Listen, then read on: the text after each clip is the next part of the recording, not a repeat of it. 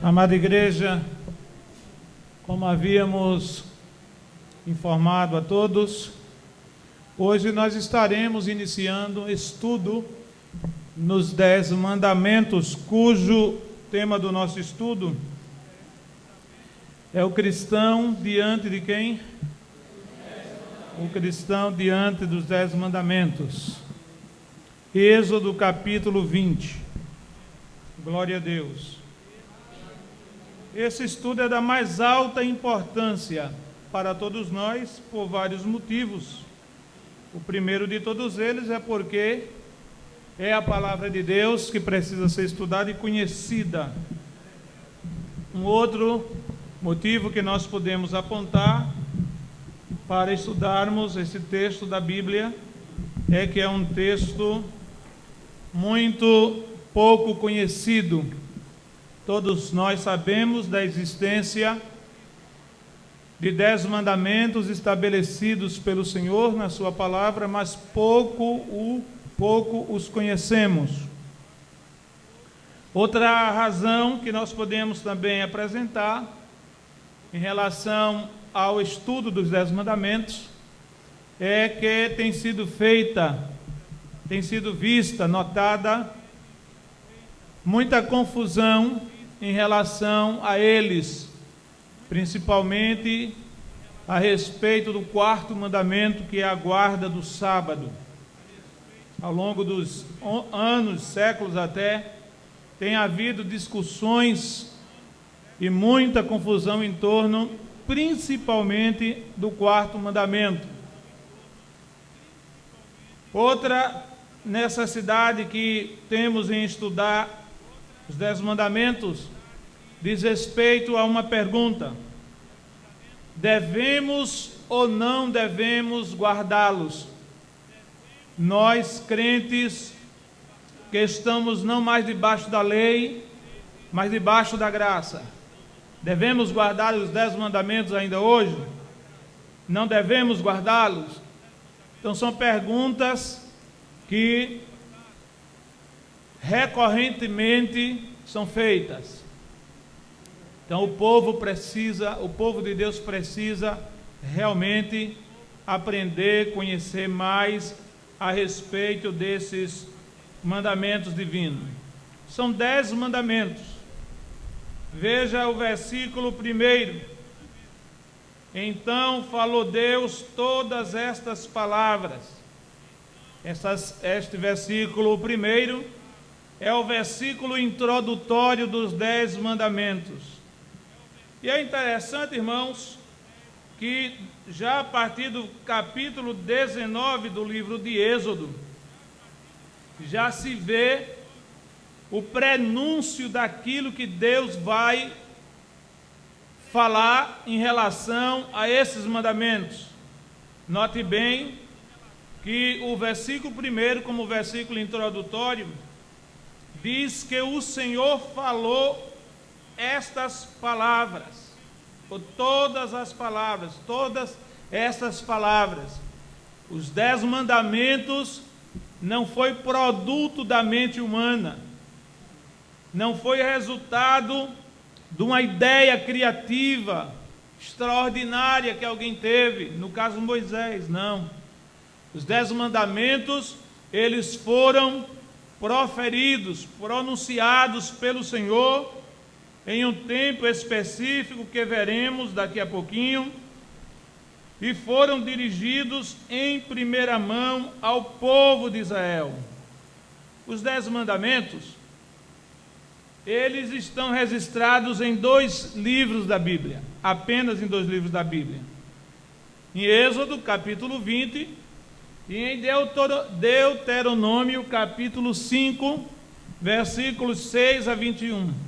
A razão dele ser citado no livro do Deuteronômio se deve ao fato de que o Deuteronômio é a repetição da lei.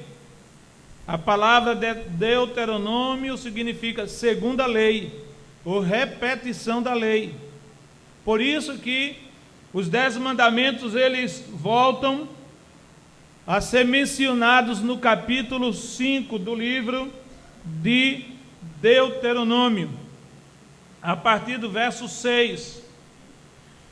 Os 10 mandamentos, nós vamos ver um eco dele no sermão da montanha, capítulos 5, 6 e 7 de Mateus, que o ano passado tivemos a oportunidade de estudá-los.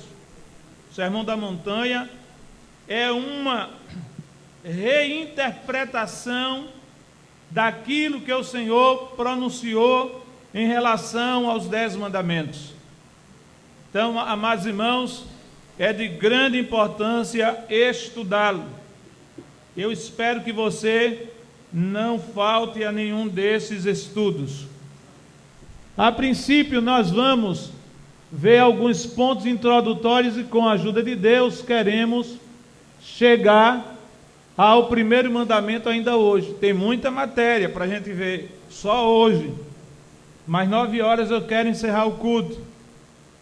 A princípio, nós queremos trazer para vocês alguns detalhes ou pontos importantíssimos para compreendermos os 10 mandamentos. Tudo que nós vamos trazer em alguns slides, que serão projetados aqui, como este, são matéria, ou representam matéria introdutória ao estudo dos 10 mandamentos. Se nós não virmos isto aqui, alguns pontos, antes de entrarmos nos 10 mandamentos, os irmãos não entenderão perfeitamente o que nós vamos falar. Então é importante vermos esses detalhes. Aqui, no primeiro bloco, nós temos a data em que eles foram escritos. E ali os irmãos podem observar que colocamos que eles foram proclamados. Eles foram proclamados. Veja o versículo 1 do Êxodo, capítulo 20. Estas são as palavras faladas pelo Senhor a Moisés, né? Falou Deus todas essas palavras. Falou para quem? Para Moisés. Moisés estava em cima no Monte Sinai, veremos também isso. Deus falou para Moisés, falou para o povo, falou para Moisés, e depois determinou que os 10 mandamentos fossem escritos em 2 tábuas de pedra, para que ficassem gravados como um documento, uma lei imortalizada. Então eles foram proclamados cerca de 3 dias após a chegada de Israel ao Monte Sinai, no 3º mês após a sua partida do Egito. Então veja, 3 dias depois que eles chegaram no Monte Sinai, no sopé do monte, então Deus entregou para eles, para o povo, os seus mandamentos. Os 10 mandamentos, eles têm servido de base para o direito ocidental. Tudo que se tem de lei escrita, no sentido moderno, atual, é oriundo dos 10 mandamentos. Os homens da lei, os juristas, aqueles que criam leis, têm se norteado ao longo dos séculos, e por que não dizer milênios, na escrita desses 10 mandamentos. Você pega, por exemplo, uma Constituição, um Código Penal, um Código Civil, e você vai ver que as leis desses códigos, elas têm uma aparência, uma semelhança muito grande com o que Deus escreveu nos 10 mandamentos. E na verdade, irmãos, os 10 mandamentos, eles também são a base, representam a base para tudo que Deus escreveu posteriormente. Quando você vai fazer um estudo, uma pesquisa na Bíblia, você vai descobrir, é algo incrível que eu vou dizer a vocês, mas está na Bíblia. Você vai descobrir que Moisés escreveu 2.713 leis. 2.713 leis, baseadas todas elas nos 10 mandamentos. Esse conjunto de leis representa o direito hebraico, que, como disse, é a base do direito ocidental. Foi observado por Roma, pela Roma antiga, e de Roma passou para o mundo ocidental, e até hoje tem sido assim em relação a essas leis. Eles foram anunciados por Deus, aqui no segundo blocozinho, diante de toda a congregação de Israel, e depois foram entregues a Moisés em 2 tábuas de pedra. Tem havido questionamento, por que Deus não escreveu apenas em 1 tábua, e sim em 2 tábuas? Por quê? E aí as ideias fervilham, as interpretações, as conclusões fervem, são muitas as conclusões. Glória a Deus. Nós imaginamos que eram 2 pedras pequenas, não eram pedras gigantescas, porque se o fossem, Moisés não teria condições de descer com elas de cima do Monte Sinai até embaixo. São mais de 4.000 metros de altura, o Monte Sinai onde Moisés recebeu, e nós vamos ver uma foto do Monte Sinai daqui a pouco. Mais de 4.000 metros de altura o Monte Sinai tem. Então, eu imagino que não seria possível 2 pedras grandes, ou uma pedra grande, para Moisés conduzi-la, um homem com mais de 80 anos de idade, descer com elas sozinho, com essa pedra sozinho nas costas, até embaixo, ele não conseguiria. Por isso que Deus determinou que fossem escritos os 10 mandamentos em 2 tábuas de pedras pequenas, que Moisés tivesse condições de trazer cada uma consigo. Há alguém, certo estudioso entende que as 2 pedras, cada uma continha os 10 mandamentos. As 2 pedras, cada uma tinha os 10 mandamentos. Uma seria para o povo e outra seria para Deus. É uma teoria isso. Outros dizem que as 2 tábuas seria o que está aqui: 5 mandamentos em uma e 5 mandamentos em outra. É o mais provável. Tábuas pequenas, cada uma contendo 5 mandamentos. Mas não vamos nos deter com esses detalhes. Estou apenas assim trazendo um vislumbre, um lampejo daquilo que as pessoas, os estudiosos, pensam, imaginam, dizem a respeito das 2 tábuas de pedra em si. Isso também é uma motivação para você pegar uma boa enciclopédia bíblica, como a do Russell Norman Champlin, ou um bom comentário bíblico, e ir pesquisar, tentar descobrir por que 2 tábuas de pedra. Quando você descobrir ao certo, volte e me diga: eu descobri, pastor, a razão pela qual foram 2 tábuas de pedra. O autor, já dissemos, dos 10 mandamentos, não é? Foi o próprio Deus. A Bíblia diz em Êxodo capítulo 31, versículo 18, capítulo 32, versículos 15 e 16, que os 10 mandamentos foram escritos pelo dedo de Deus. Você pode dizer amém? Amém. Pelo dedo de Deus. Deus escreveu os 10 mandamentos. Por que ele não mandou que Moisés escrevesse? Glória a Deus. Porque o próprio Deus queria que essa honra, essa iniciativa partisse dele. Nesse ato de escrever com o seu dedo nas tábuas de pedras, Deus estava dizendo para o seu povo, os judeus: não foi o homem quem escreveu os mandamentos. Os mandamentos não foram produto da imaginação humana, não foi produto de uma mente inteligente, de uma mente sábia. Fui eu quem os escreveu com o próprio dedo. Amém, irmãos? E aquilo que Deus escreve ninguém apaga. Ou apaga? Não, não tem como. Então Deus escreveu em tábuas de pedras. Em tábuas de pedra, porque a pedra, vamos dizer, é um produto, é uma matéria resistente. Uma matéria resistente. Se Deus tivesse escrito em um pergaminho, em um papiro, não teria resistência o material por longos anos.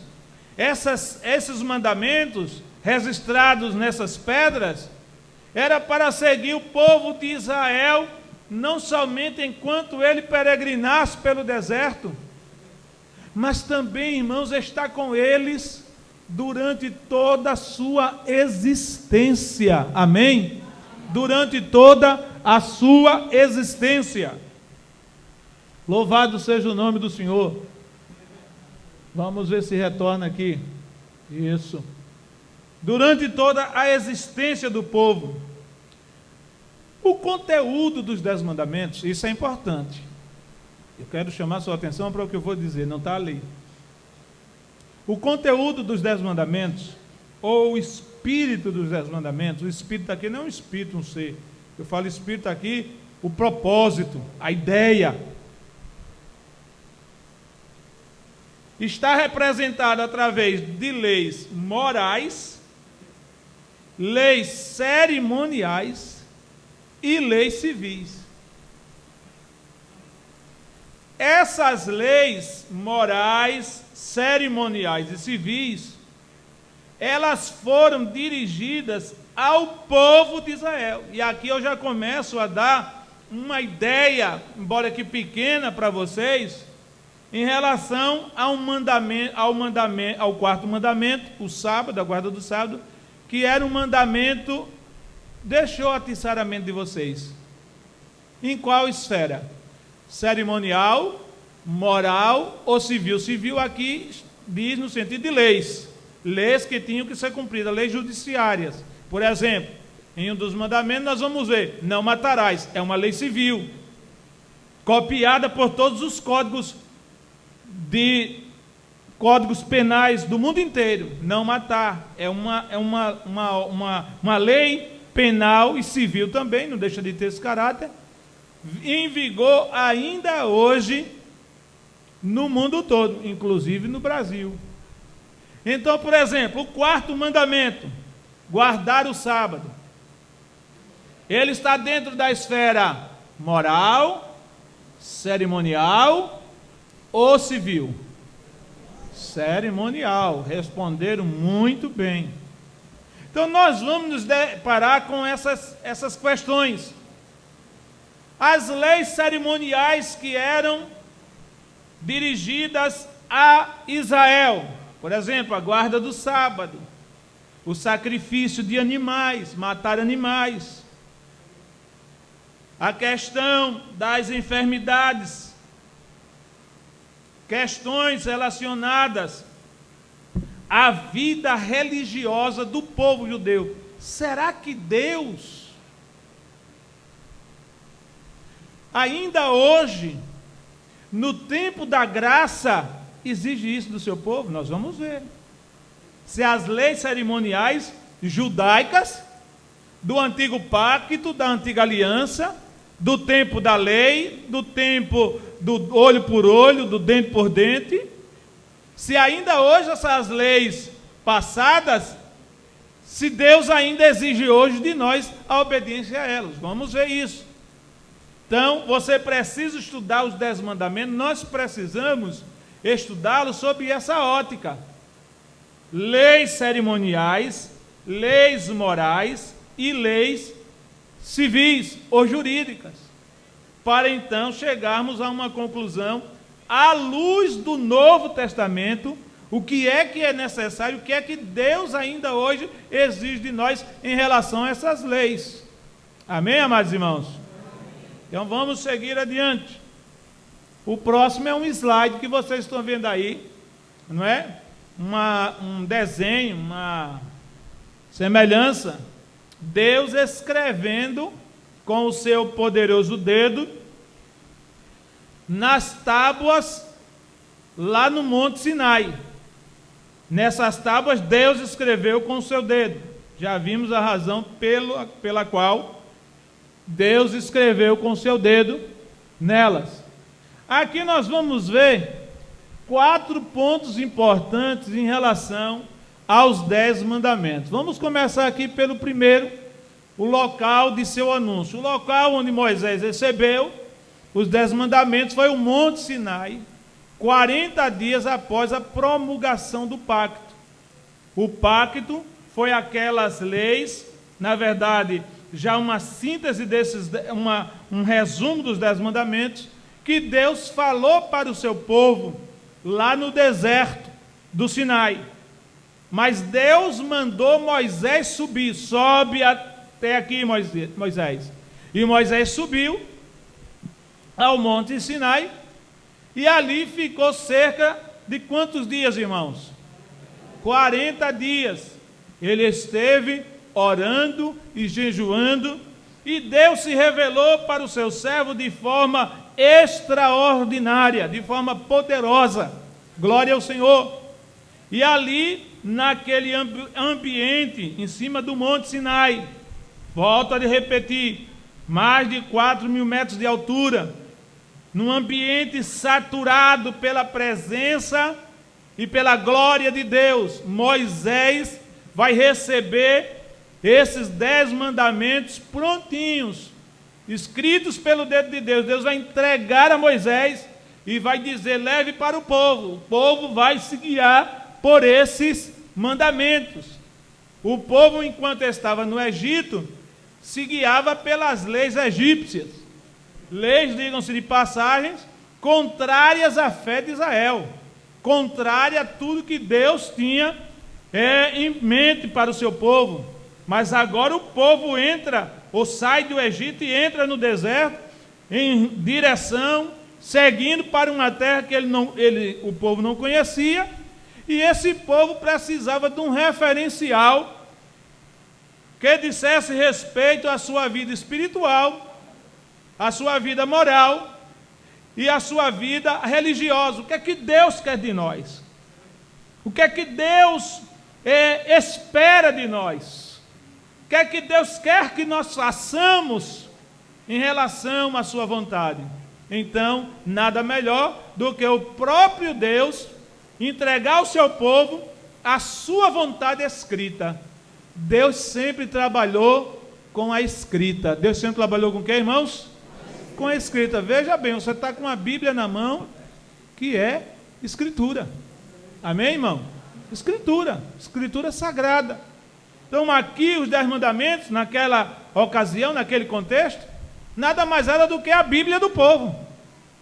A Bíblia, os mandamentos divinos, pelos quais o povo de Israel tinha que se guiar por eles.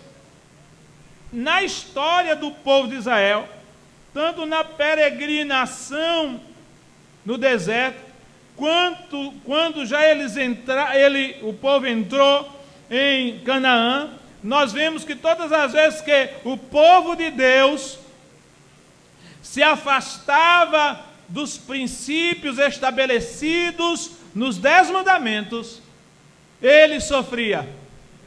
Ele não somente, irmãos, se distanciavam da lei escrita, mas eles, sobretudo, se distanciavam daquele que escreveu essas leis, glória a Deus, para o seu povo. Um certo homem de Deus, de um passado, já há muito tempo atrás, disse assim: ou a Bíblia afasta você do pecado, ou o pecado vai afastar você da Bíblia.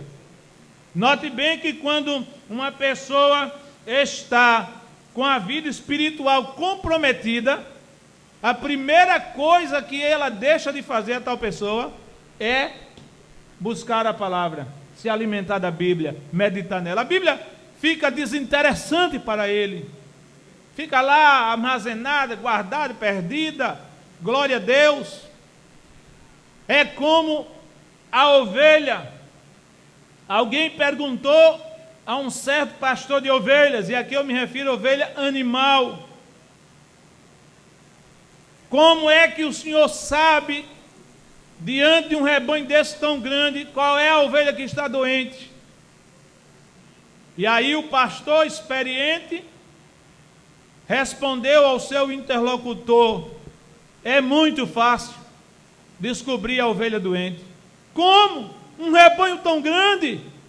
Ele disse: é que a ovelha, respondeu o pastor, é que a ovelha doente, ela para de comer e fica reservada lá num canto. É o primeiro sinal. Se você observar quando você for ao campo, sítio, enfim, você vai ver que a ovelha é um animal que passa o dia todo com a cabeça baixa, comendo. É um animal de um apetite voraz, aguçadíssimo, e ele passa o dia todo comendo. Tem agropecuarista que não cria ovelha, porque diz que tem que ter muito pasto, tem que ter muita terra para plantar o pasto para ela comer, porque ela come o dia todo. Mas quando ela adoece, é a primeira coisa que ela deixa de fazer. Deixa de comer e fica, como diz o matuto, amuquecada lá pelos cantos, desanimada. Quando você vê um crente amuquecado,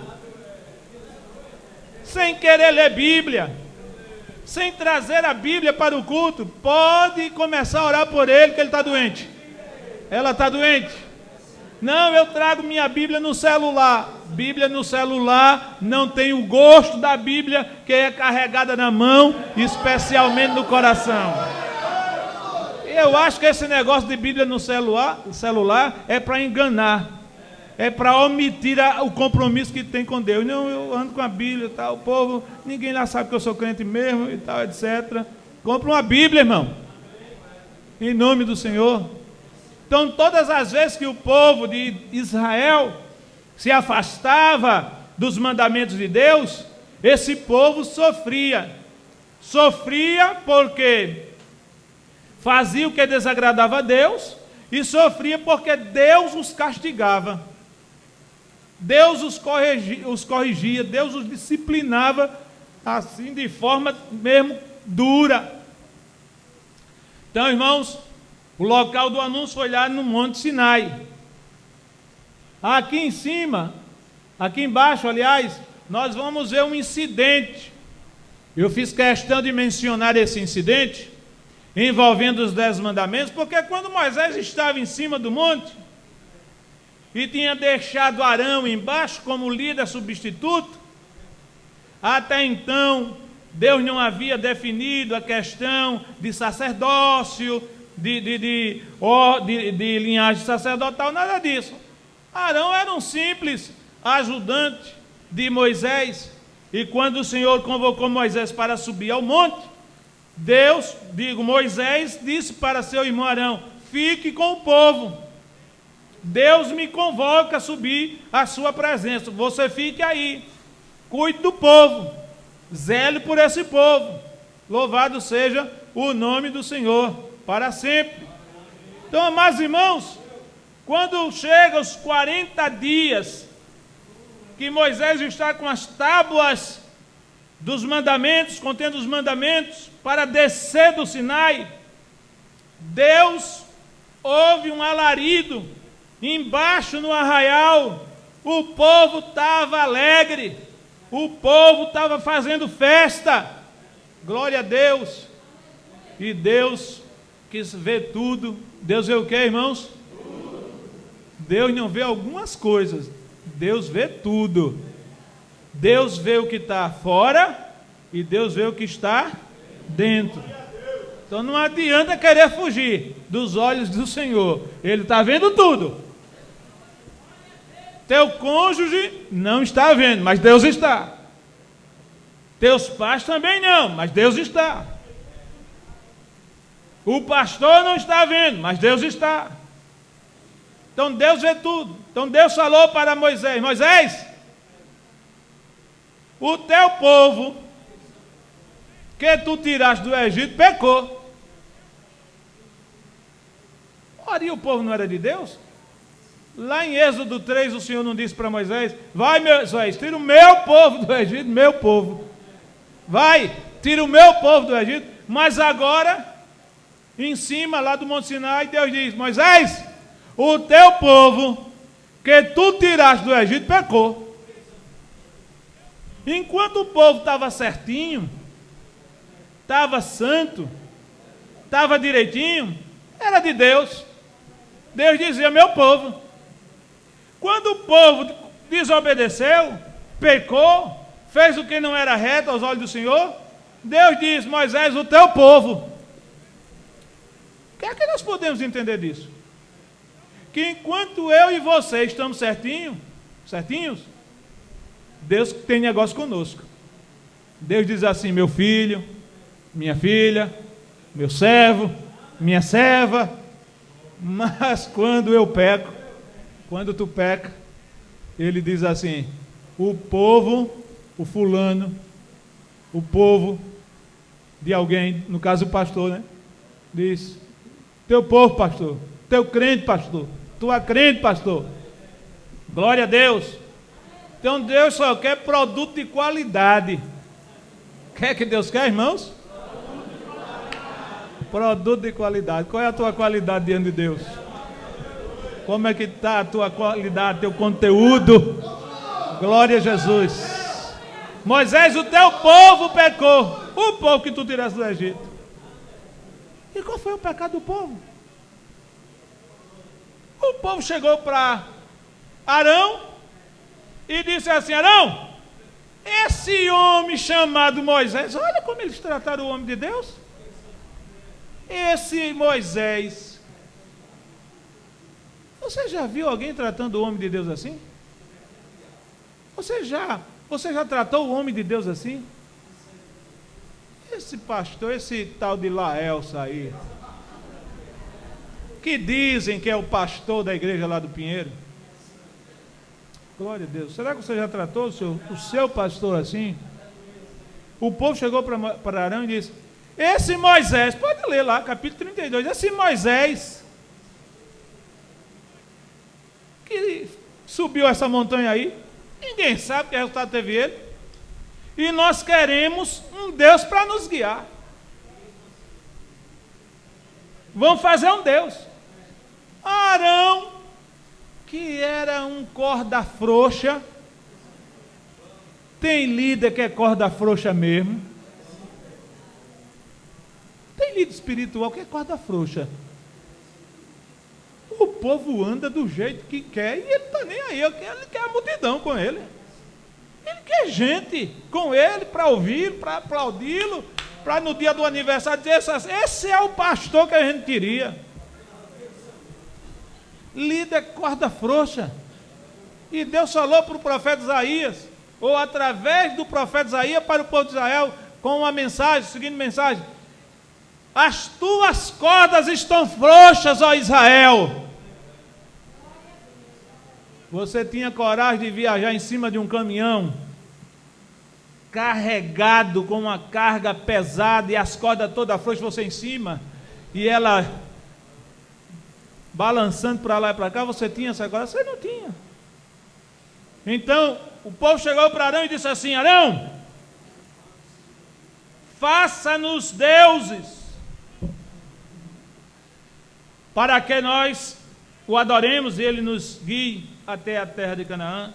Arão não hesitou em atender o pedido do povo e diz: tire aí os vossos brincos, as mulheres, tire as vossas arrecadas, colares. Os homens também lá naquele tempo usavam esse negócio de joias, como ainda hoje tem gente que usa joias, não é? Exageradamente. Glória a Deus. A coisa mais difícil que eu achava era minha mãe ser crente, que eu nunca vi uma criatura mais vaidosa do que ela. O cabelo era cortado como o meu, era cada africana. Ainda existe esse negócio de africano, irmão? As africanas de ouro assim, colar, era enfeitada que só Santa Cruz de beira de estrada. E eu entendia que ela ia dar muito trabalho para aceitar Jesus como seu Salvador. Mas começamos a orar, a pregar, de tal, etc. Não falava das joias dela, que falar para pecador sobre as vaidades deles é em vão. Eles não conhecem a verdade. Ora, tem crente que conhece a verdade e faz, e desobedece. E o pecador? Mas depois de 13 anos de oração, ela aceitou Jesus como Salvador. E eu fiquei calado olhando as decisões dela, sem dizer nada. O que é que ela ia fazer? Ela tinha muita joia, muita joia. E ela começou, irmãos, quando aceitou Jesus, a se desfazer de todas elas. Dar, vender, se desfez de tudo. Porque mesmo com toda a sua vaidade, ela dizia assim: um dia, quando eu for ser crente, eu só quero ser crente da Assembleia de Deus, porque é uma igreja séria, é uma igreja que o povo é ordeiro, é um povo decente, e essa fama nós não podemos deixar cair por terra. Viu, irmão? Nós não podemos deixar. Que o mundo continue olhando para a Assembleia de Deus e dizendo assim: é a igreja que eu quero ser crente.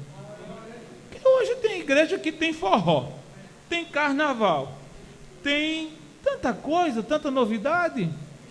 Então tem que ter uma igreja séria, tem que ter uma igreja com compromisso com Deus, tem que ter uma igreja com referencial da palavra, e esta igreja é a Assembleia de Deus, da qual eu e você fazemos parte. Diga amém. Amém.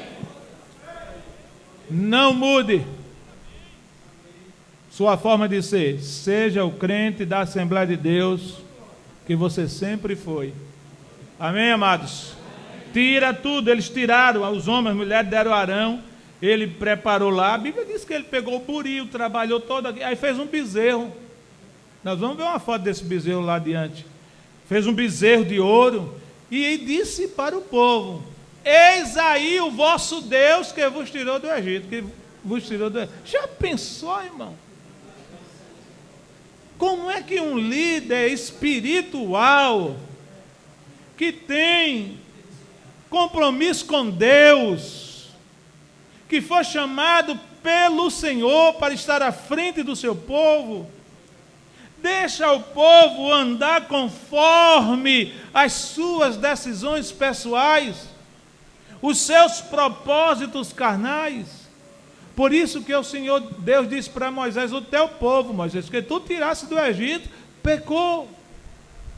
E Moisés desce com as 2 tábuas de pedras na mão, e quando chega no meio do monte, ele tinha deixado Josué, que era o seu moço, seu ajudante.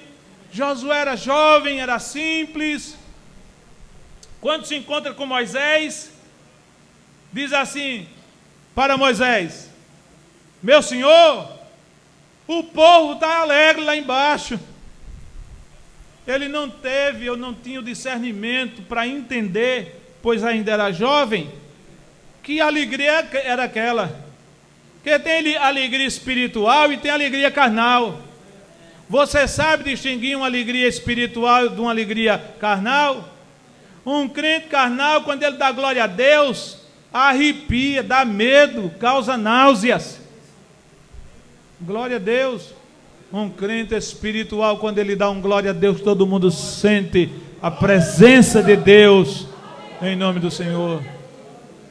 Moisés responde para Josué e diz: o alarido não é dos vitoriosos nem dos vencidos.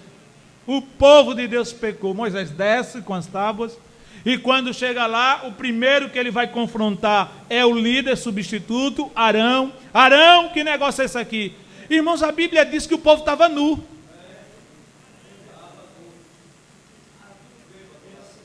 O povo estava dançando nu. Foi um carnaval do inferno. Dançando nu, o povo. Era bonito, né, irmão?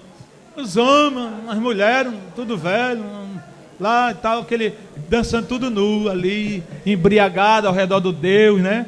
E tal, e Arão rindo, achando bonito, o povo de Deus pecando. Glória a Jesus.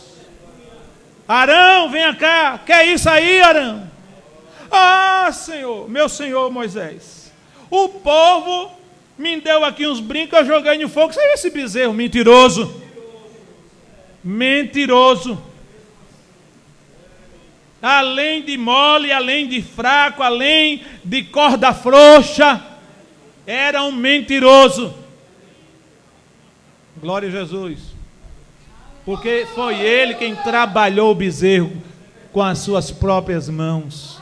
Não, eu joguei no fogo, quer dizer, fez uma mágica. É mágica. Jogou no fogo, saiu o bezerro, foi uma mágica. Moisés pegou as 2 tábuas de pedra e atirou no chão nos pés dele. Devia ter sido na cabeça, para causar pelo menos um traumatismo craniano, para ficar uma marca bem grande, para ele nunca mais se esquecer da desobediência.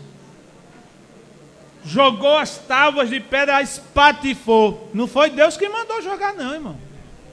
Foi a ira. A Bíblia registra 5 momentos em que Moisés se irou. 5 momentos. No último, ele perdeu a oportunidade de entrar na terra prometida. Porque raiva não faz bem a ninguém. Não faz bem a ninguém. Por que cachorro toma vacina todo ano? Porque nem os animais têm a raiva. Né? A raiva mata, muito bem lembrado. A raiva mata. Eu conheci o filho de um homem no sertão, que o pai dele morreu de uma raiva. Ele já moço, o cidadão, o filho, já com seus 18 anos, fez uma raiva lá ao pai. O pai correu atrás dele com tanta ira, com tanto ódio, e porque não o conseguiu alcançar, lá na frente caiu um ataque cardíaco fulminante. Raiva mata. Não só mata cachorro não, mata a gente também. Mas Moisés achou pouco e pegou o bezerro, botou no fogo, derreteu, fez cinza e disse: agora vocês vão beber tudinho. Beber a cinza. Beberam. Essa foi a parte humana, porque Deus ainda ia manifestar a sua ira em relação àquele pecado. Deus disse para Moisés: Moisés, eu vou matar toda essa congregação, vou destruir tudinho agora. Moisés se põe diante de Deus como intercessor e diz para o Senhor: não, Senhor, não faça isso não. Não faça isso não, não mate o teu povo não, porque lá no Egito vão ouvir dizer que o Senhor matou toda a nação de Israel, e eles vão dizer assim, que o Senhor não pôde levá-los para a terra de Canaã, os destruiu no meio do caminho. Deus se inclinou para aquela intercessão. Aqui nós vemos o poder da intercessão. A intercessão diante de Deus surte efeitos maravilhosos. Muito bem. Moisés, diante do recuo do Senhor, disse para o povo: quem faz parte do Senhor, venha para o meu lado. Só os levitas vieram. Interessante. Arão era da tribo de Levi. Justamente os componentes da tribo cuja cabeça foi o causador de todo o mal. Então eles vieram para Moisés e Moisés disse: apliquem o zelo do Senhor para esse povo. E aí eles saíram com as espadas matando os desobedientes. Morreu muita gente naquela ocasião. Em razão disso, aí nós vamos ver aqui nesse outro bloco, os mandamentos tiveram que ser renovados. Deus pede para Moisés subir de novo ao monte. E agora não é mais Deus que lavra as pedras, é o próprio Moisés. E nelas Deus escreve os 10 mandamentos pela segunda vez. E Moisés desce com esses mandamentos, está em Êxodo capítulo 34, versículos de 1 a 27. Desce com esses mandamentos para entregá-los ao povo do Senhor.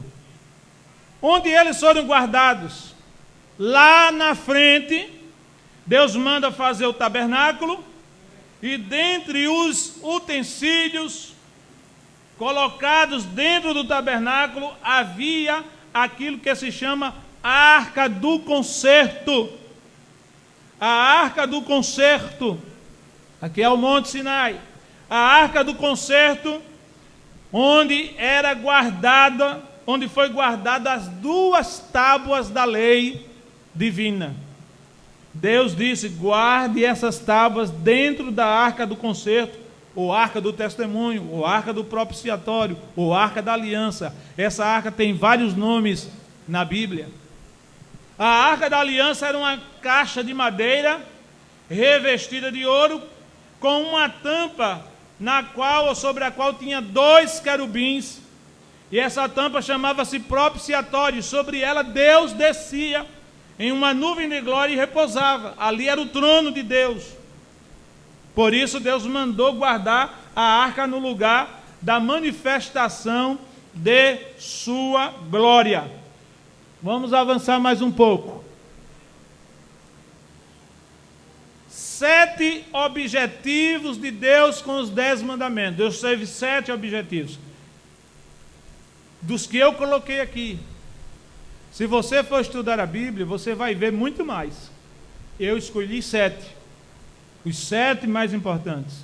O primeiro objetivo de Deus com os 10 mandamentos era revelar a sua glória e santidade para o seu povo. Em Deuteronômio capítulo 5, versículos 24 a 27, nós vamos ver isso. Deus dá os 10 mandamentos em meio a uma tremenda revelação da sua glória. Os mandamentos de Deus estão então associados à sua glória. Deus queria revelar a sua glória no momento que aqueles mandamentos fossem entregues ao seu povo. Amém, amados irmãos? Glória a Deus.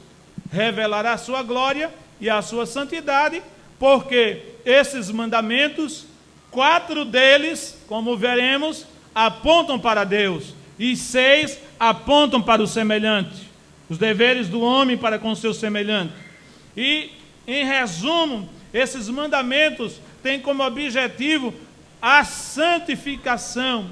Essa revelação dos mandamentos em meio à glória divina tinha também como objetivo a santificação do povo.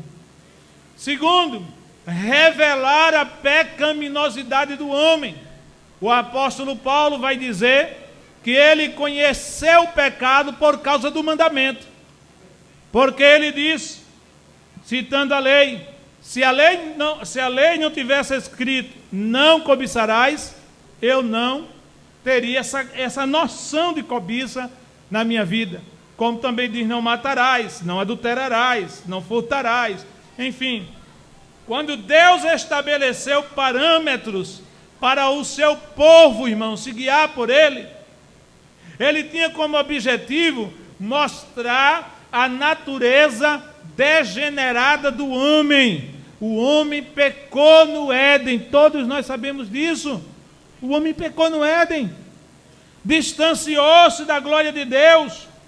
Paulo vai dizer que foi destituído em Romanos 13:23, destituído da glória de Deus, afastado, caído da glória de Deus. E esse homem, em pecado, ele precisava acertar sua vida com Deus, e só tinha uma forma dele acertar sua vida com Deus: ele tomar consciência da sua situação pecaminosa para clamar pela misericórdia do Senhor. E é justamente, irmão, são justamente os 10 mandamentos que vão mostrar para o homem, para nós, a nossa natureza pecaminosa. Quando a Bíblia, Deus fala nos mandamentos, nesses 10, não adulterarás. A partir daí o homem passa a tomar consciência que o adultério, sexo fora do casamento, com outra pessoa que não seja o seu cônjuge, é pecado. As nações pagãs, no meio das quais Israel ia viver, elas não tinham leis morais. Elas tinham leis religiosas, elas tinham leis jurídicas, mas leis morais não. Não era pecado o homem ter quantas mulheres quisesse, matar, enfim.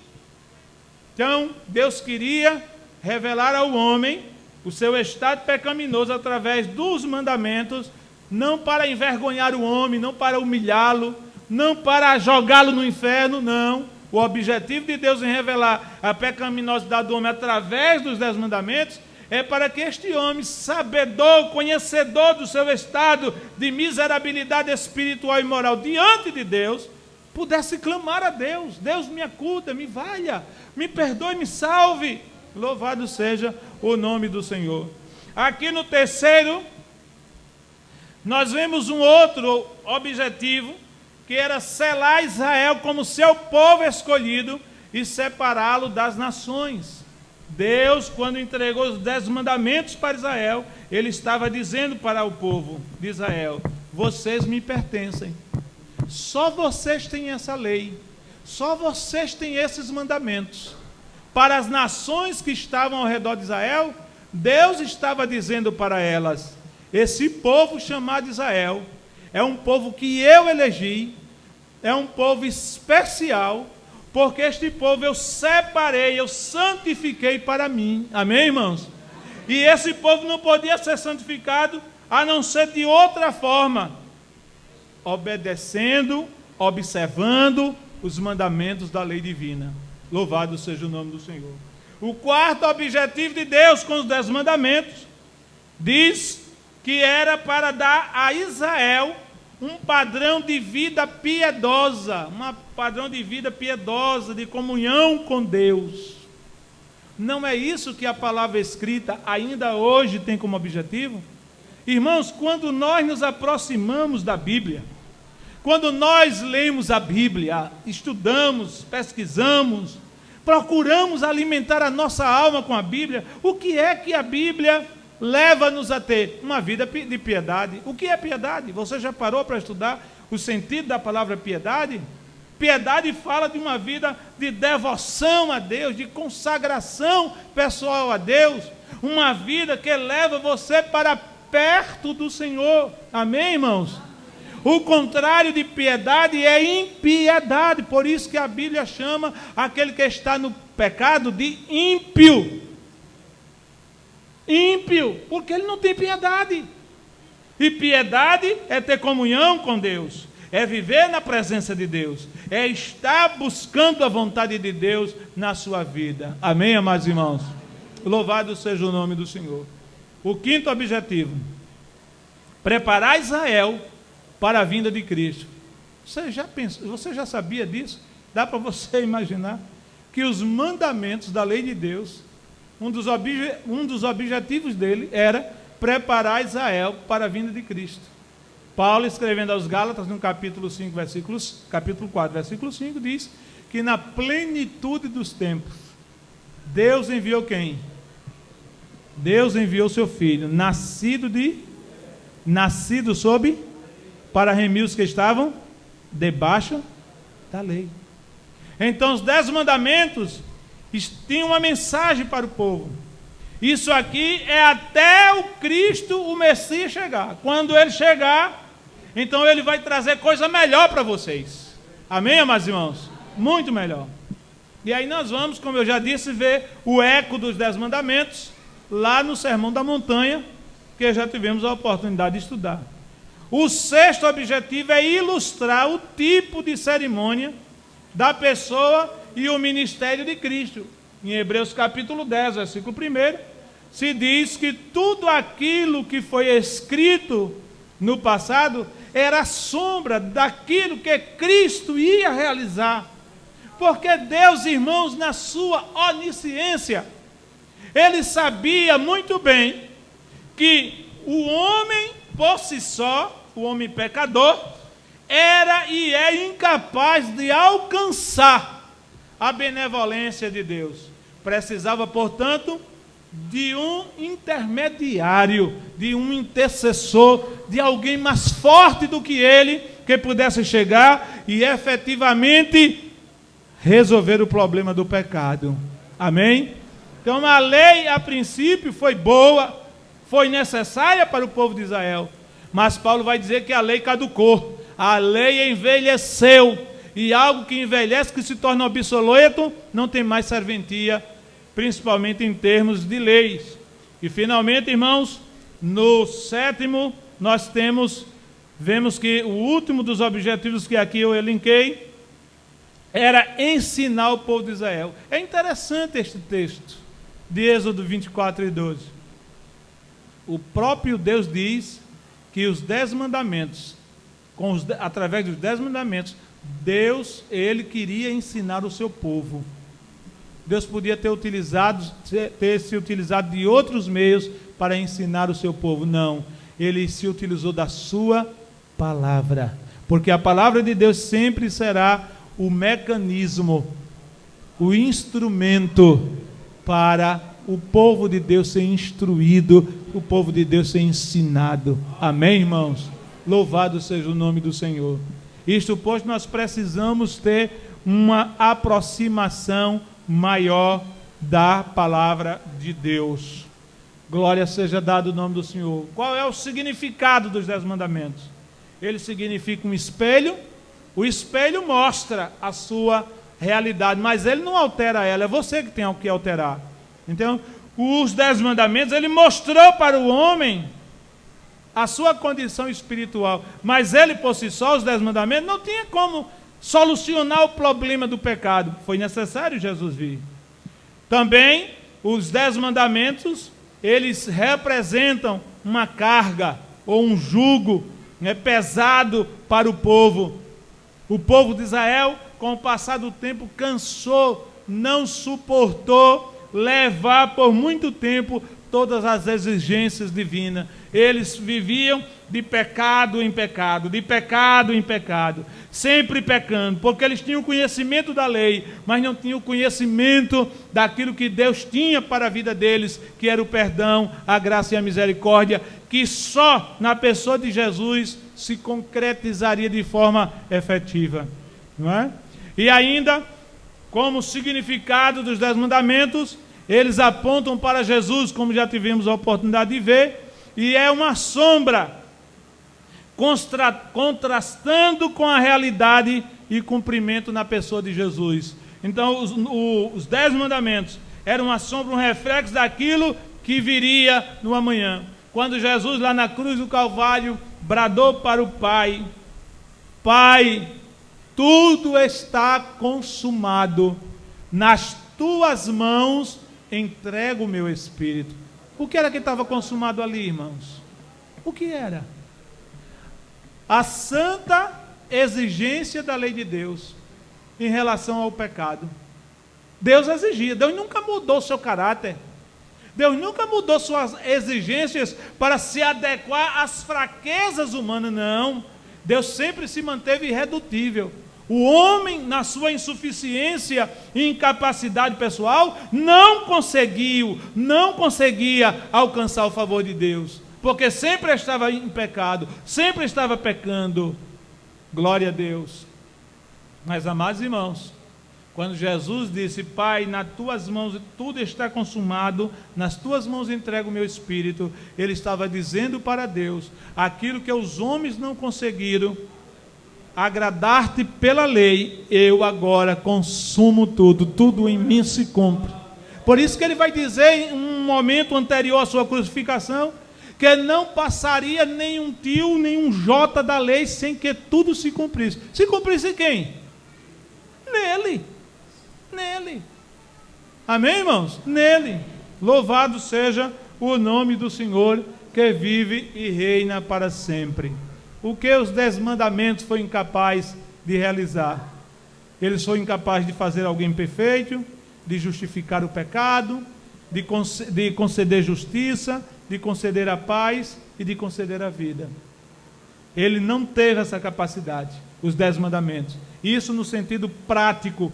Deus estabeleceu esses 10 mandamentos, entregou para o povo, vivam de acordo com ele. Deus sabia que esse povo não ia ter condições plenas de viver de acordo com os mandamentos, mas Deus tinha que dar uma lei até que o seu filho chegasse.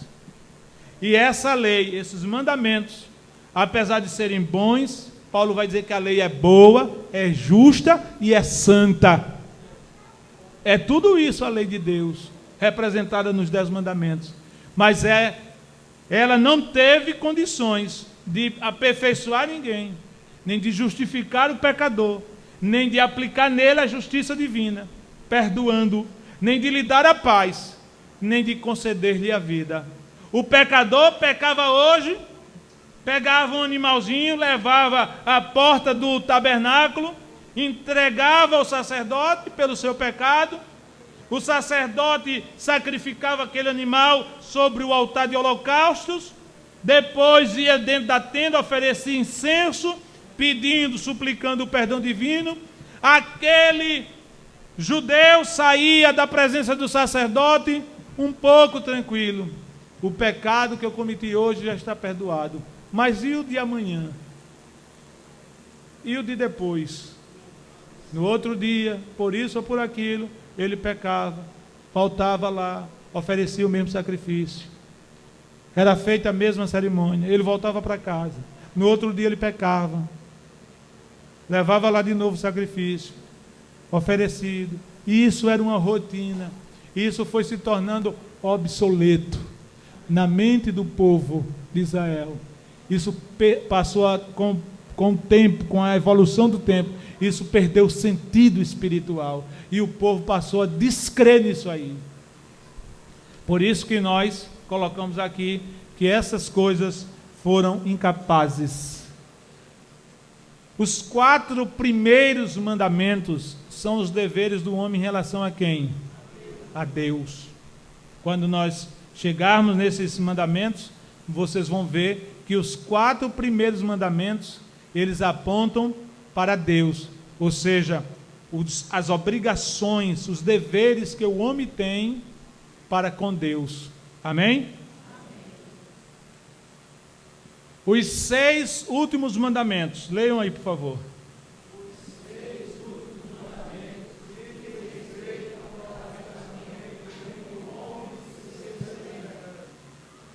Os 6 últimos. Veja bem, irmãos, que a maior parte dos mandamentos não são obrigações do homem para com Deus. A maior parte, 60% dos mandamentos, são as obrigações que o homem tem para com o seu semelhante. Por que Deus se preocupou mais? Olha uma pergunta interessantíssima. Por que Deus se preocupou mais com o homem do que consigo mesmo, quando ele estabeleceu os 10 mandamentos? Por quê? Porque o homem é feito à sua imagem e semelhança. Quando o homem ofende o seu semelhante, quando uma pessoa ofende a outra, ela está, acima de tudo, ofendendo a Deus. Porque Deus está representado na pessoa humana, no ser humano. Deus está representado ali. Então, com esse 60% de obrigação, mais em relação ao homem do que em relação a Deus, Deus queria, com isto, que o homem vivesse bem na terra. Amém, irmãos? Deus pensou no meu bem-estar. Deus pensou no teu bem-estar. Louvado seja o nome do Senhor, que vive e reina para sempre.